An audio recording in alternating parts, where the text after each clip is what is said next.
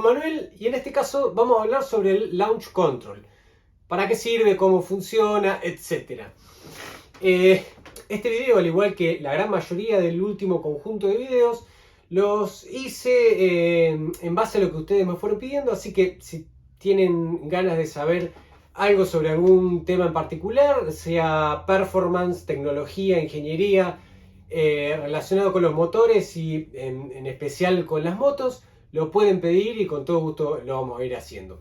Hablando de combustibles, sobre si el super o el premium, sobre aceites, sobre remapeos, sobre bobinas, bujías, etcétera, etcétera. Lo que tengan ganas de saber lo vamos a ir hablando, más allá que muchísimo material en el canal sobre este tipo de temas, así que los invito a suscribirse al canal, que si todo esto les interesa van a encontrar mucho material que seguramente les va a servir. Bueno, el Launch Control o control de largada, ¿qué es? Es un sistema que lo que nos permite es tener el motor a un régimen determinado cuando nosotros vamos a largar, sobre todo en cuarto de milla. Pero esto es bueno, no es bueno, funciona, no funciona.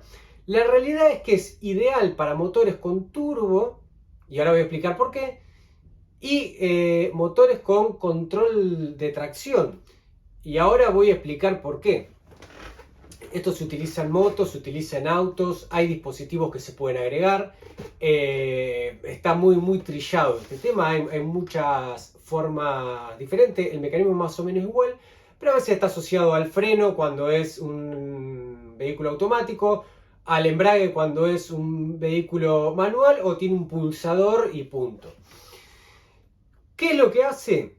La ventaja es que no solo nosotros apretamos el acelerador a fondo y lo seteamos al régimen ideal que a nosotros nos gusta o el que es más apropiado para ese vehículo en particular, para que cuando nosotros soltamos el embrague o soltamos el freno, sea automático o lo que sea, salga expulsado con la mejor salida posible, al régimen ideal.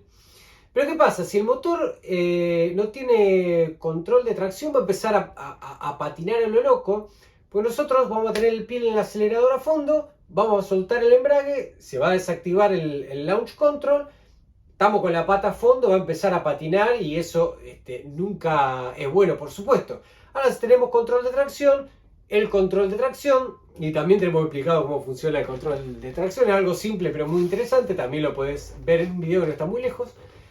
Va a evitar ese exceso de potencia que hace que el motor, el vehículo pierda adherencia. Ahora, ¿y por qué funciona mejor en los motores que tienen turbo? Porque nosotros cuando aceleramos a fondo y no es que la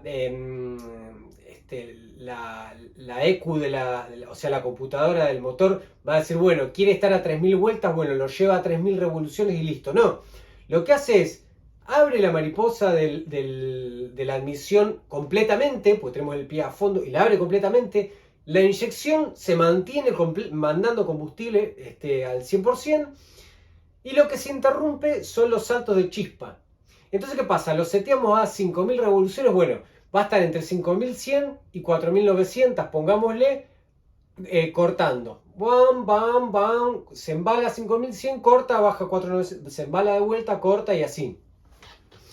Entonces, ¿qué pasa? De esa manera, el turbo, como se alimenta con los gases de escape, si nosotros estamos a 5000 revoluciones acelerando en vacío, la mariposa del acelerador está apenas abierta, porque el motor en vacío revoluciona un montón, no necesita ni mucho combustible ni mucho aire para poder levantar revoluciones cuando no está acoplado a la caja de cambios. Y entonces, ¿qué pasa? El caudal que tenemos de gases de escape es muy bajo. Entonces nosotros cuando soltamos el embrague y aceleramos, tenemos el problema del turbo lag, que necesita esa retroalimentación para empezar a empujar, y entonces se nos queda y después acelera con todo y ahí perdemos potencia, perdemos tiempo. Cuando pega ese acelerón empieza a patinar y la cosa no funciona.